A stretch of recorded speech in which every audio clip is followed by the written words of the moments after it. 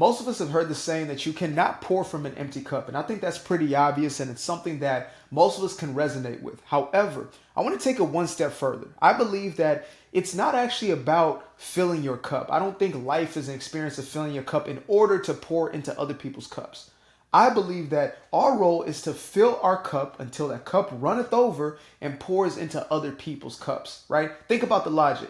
If I took a cup and I filled that cup, then I went and poured that cup into other cups, that cup would then be empty and would need to go refill. Whereas if I was to fill a cup and to continue filling that cup and it flowed over, then that extra would flow into whatever its surrounding may be, right?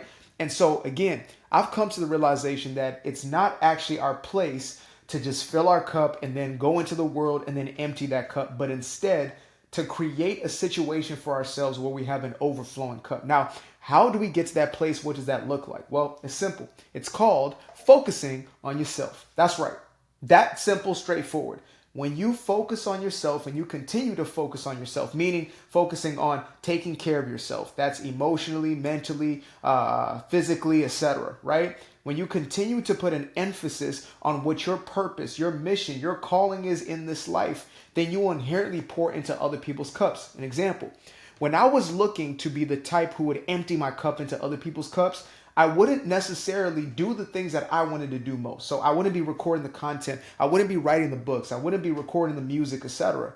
I would be doing whatever I felt was necessary to pour into others' cups. So I was people pleasing. I was doing things for others, trying to make them happy or satisfied, to make them feel as if they had a full cup. When in reality, I was running from filling my own. And I would always have to find different sources in order to, quote unquote, fill my own cup up.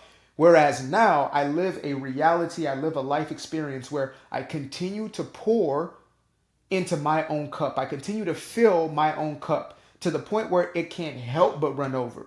And so me doing the things I love will inherently pour into everybody else's lives. Think about this. If I'm in my purpose, which is doing what I'm doing right now, I am going to bless people simply because I'm doing what I love, right? Whatever the intention. My intention might just be, I want to do what I like to do, right? I don't want a boss. I don't want nobody to listen to. I want to say what I want to say, and I want to make money doing it. If that was my only intention with what I'm doing, I'm still inherently pouring into everybody else's cup simply because I'm focused on my own. And so I believe this is a mentality that we have to switch into in order for us not to continuously find ourselves drained.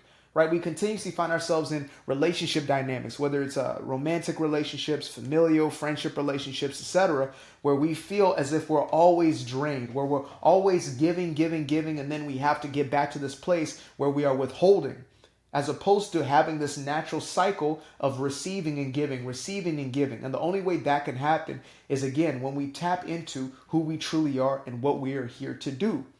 And viewing it from the standpoint of, I'm taking care of myself. Right, like I know how socially acceptable it is to say, I just do what I do for the service sake and for everybody else's sake, and I continuously I give and I give and I give from just this overflowing heart. I know how beautiful a sentiment that may sound, but in reality, the people who oftentimes have that type of mentality are the very ones who are the most resentful and most bitter. The reason I know is because I am that person, right? Or I was that person. So much so that I wrote an entire 300-page book about it, right? I know what it is to live as a people pleaser. I know what it is to live from a place of I need others' validation, and the only way I can get it is by continuously doing things for them, or quote unquote pouring into their cups, right?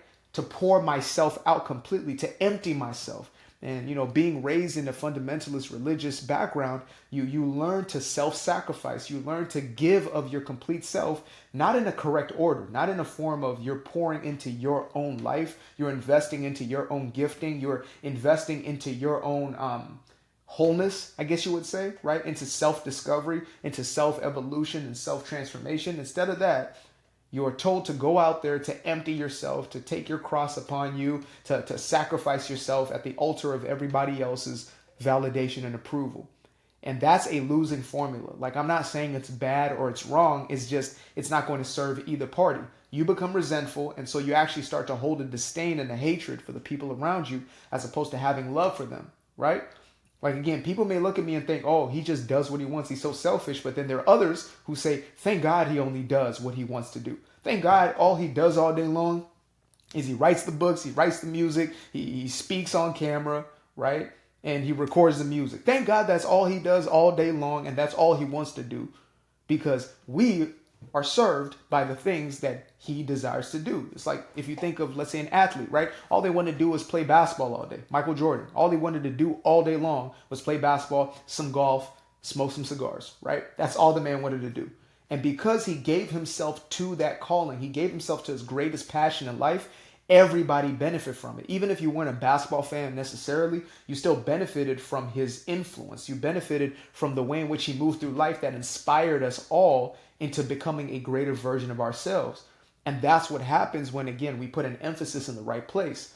As opposed to emptying out our cups, we have an overflowing cup that's going to pour into everybody else's cup. And I would show you a depiction right now, but these floors are too nice. These new hardwood floors we got in this new house. So I don't really want to ruin these right now, but imagine if I had, again, a full cup and then an empty cup. And I took this cup and I poured, let's say half the cup out. Now I have half a cup and they have half a cup. So either party isn't really fulfilled, right? Neither is full. And the only way I can get them full is by pouring my entire cup in. Whereas what I'm speaking of, and the way that I've chosen to now live my life, is to get your supply from the source, directly from the source, right? The higher consciousness, the source of life, right? Infinite intelligence, etc. God force. When I get my supply from that space, I am continuously having an inpouring and an outpouring taking place naturally, right? I'm like a waterfall. I have too much to hold in this one container, and so I can't help but pour into everybody else's lives. That's what influence really is. When we look at individuals who have these magnificent lives and they have a positive influence on the world, right? To those obviously who are not projecting their own insecurities, because they can hate on everybody. They can hate on somebody who is genuinely inspirational. But yeah, when you witness these individuals, the Oprahs of the world, etc., what you see is individuals who poured so much into their own cup or allowed themselves to have this continuous inflow that they couldn't help but pour that out into the lives of others. They got such a blessing that there's not even room enough for them to contain in and of themselves. And that's the way I believe we're supposed to be living this life, as opposed to continuously and perpetually going to fill our cups up just enough so we can pour into others and then becoming mad and resentful when we don't have any for ourselves, right? That's the shift. That's the mental and emotional shift we have to make for ourselves. So you may ask yourself, well, how do I get this overflowing cup? Again, you have to understand that your source is infinite. Your source is absolute. And I'm not talking from a religious standpoint here whatsoever. I'm talking about just the essence of who we are. When you tap into your purpose, you tap into your gifting, you tap into your bliss, your greatest and highest aspiration in life, you can't help but have a continuous outflow. Like, people might see my YouTube channel and think to themselves, how does he record video every single day? I don't just record one every day. I record a multitude of videos every single day because it's in me. I record a multitude of songs on a daily basis, and I write, not a page, but I might write 1/8 or 1/10 of a book in that day, whatever I feel like, right?